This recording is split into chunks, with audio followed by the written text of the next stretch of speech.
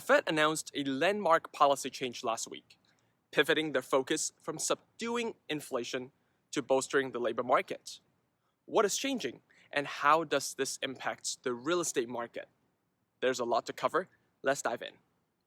Dannylau here from Lion Real Estate, empowering individuals and families with financial success through real estate.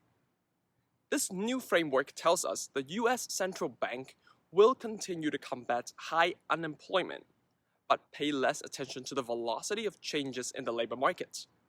This new strategy also incorporates a loose form of inflation targeting.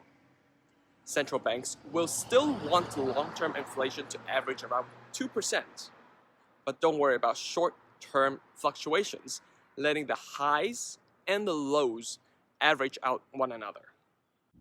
The strategy signals that Fed policymakers won't consider raising interest rates until inflation overshoots their 2% goal for some period.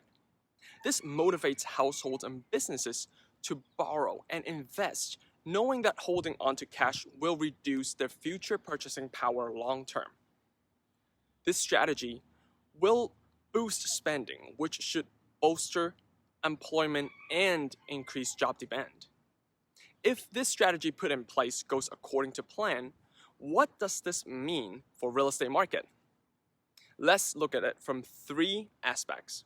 First, we will keep interest rate low. Borrowing will continue to be cheap for consumers. Mortgage rates will be low, allowing potential buyers to afford higher real estate prices.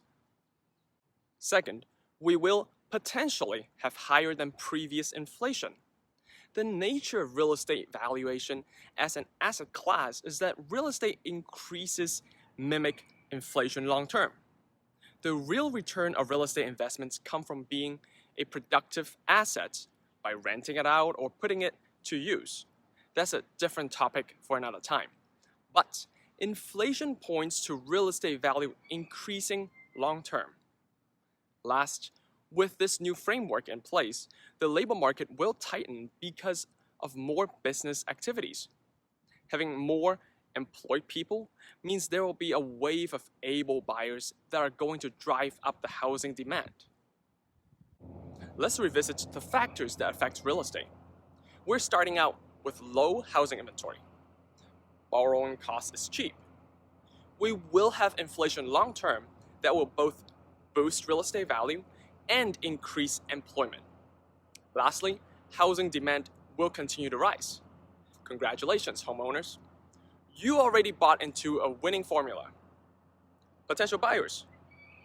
Timing is going to be the single most important factor in your upcoming financial success. If you haven't done so already, please subscribe to my channel.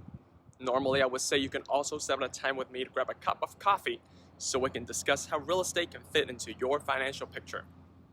Instead, I'm happy to offer a video call to maintain healthy social distancing.